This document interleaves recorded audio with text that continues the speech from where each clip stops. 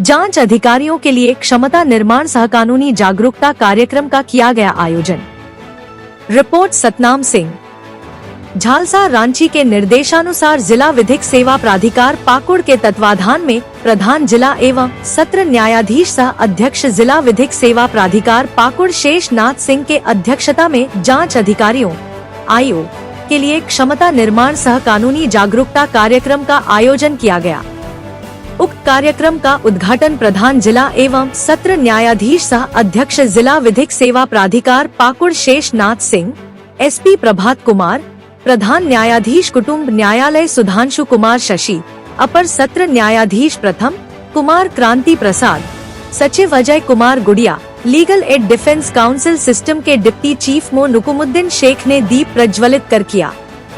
उक्त कार्यक्रम में निर्देशानुसार कुटुंब न्यायालय के न्यायाधीश सुधांशु कुमार शशि को पोक्सो एक्ट एवं एनडीपीएस के लिए रिसोर्स पर्सन नियुक्त किया गया।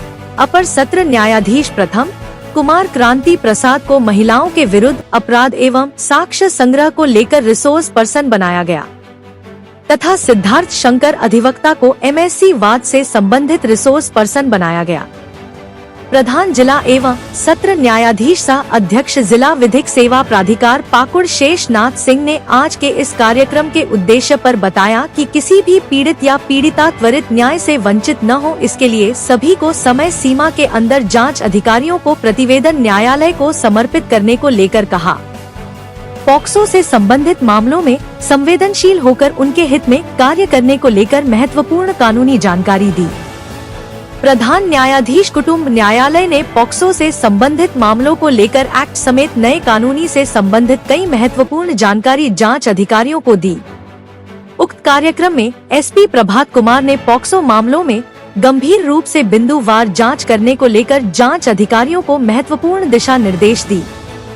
अपर सत्र न्यायाधीश प्रथम कुमार क्रांति प्रसाद ने महिलाओं के विरुद्ध अपराध और साक्ष्य संग्रहण को लेकर विस्तार पूर्वक जानकारी दी। कई एक्ट से संबंधित कानूनी जानकारी दी। सिद्धार्थ शंकर इंश्योरेंस कंपनी के अधिवक्ता ने मोटर एक्सीडेंट क्लेम केस से संबंधित मामलों में जांच प्रक्रिया पर विस्तृत जानकारी दी।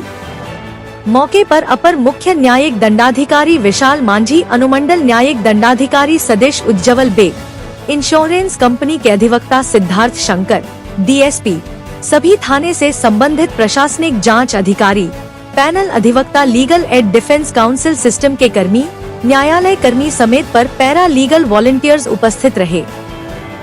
सर, आज का कार्यक्रम का उद्देश्य?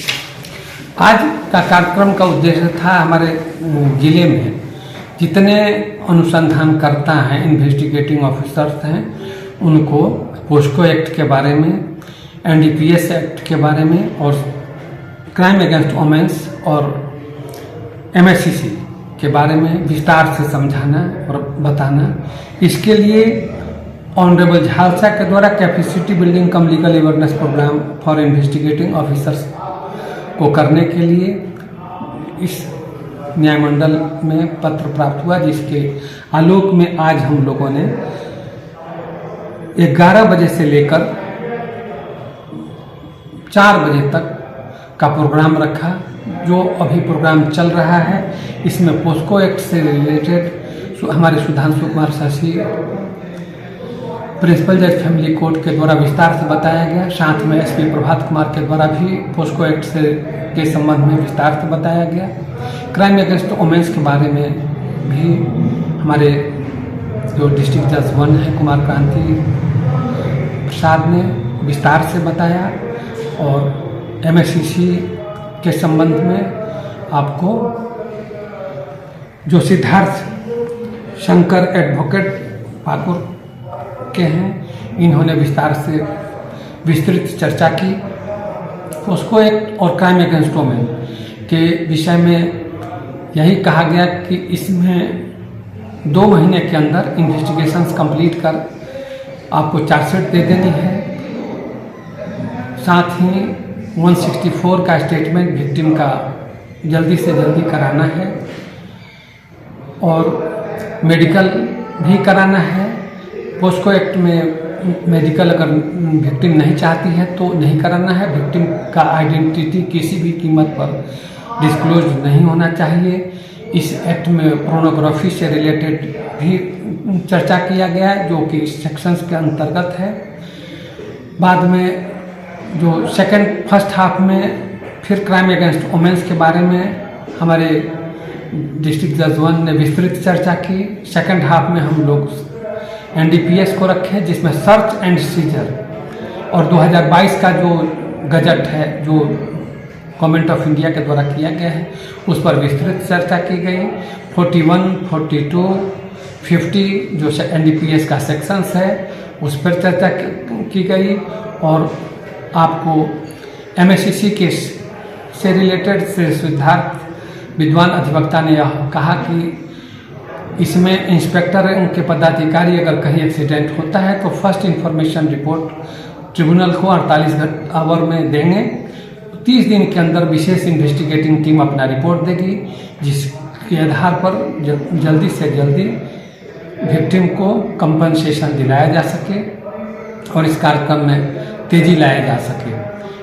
इसमें लिमिटेशंस का भी प्रावधान किया गया है, इसलिए लिमिटेशन से इफेक्टेड नहीं हो केस और उसका कवरेजेंस समय पर उसमें हो सके और जल्दी से जल्दी विचार किया जा सके। और काफ़ी डिटेल में इसकी चर्चा लंच आवर के पहले 2 घंटे, लंच आवर के बाद करीब 2.5-3 घंटे तक इसकी चर्चा चली, जिसमें 4 क्लास रखा गया था, जिस पर डिटेल परिचर्चा की गई है। और इससे हम उम्मीद करते हैं कि पाकुड़ की तमाम आईओज और ऑफिसर्स इंचार्ज, DSP, SDPO को काफ़ी लाभ होगा और ये लोग इस तरह के कार्यक्रम कराने के लिए फिर अनुरोध कर रहे थे। तो हमारे तरफ से आश्वासन है कि ऑनरेबल झालसा के द्वारा दिए गए मार्गदर्शन के आलोक में समय समय पर हम लोग ऐसा कार्यक्रम करते रहेंगे, जिससे इन लोगों को लाभ हो। Thank you.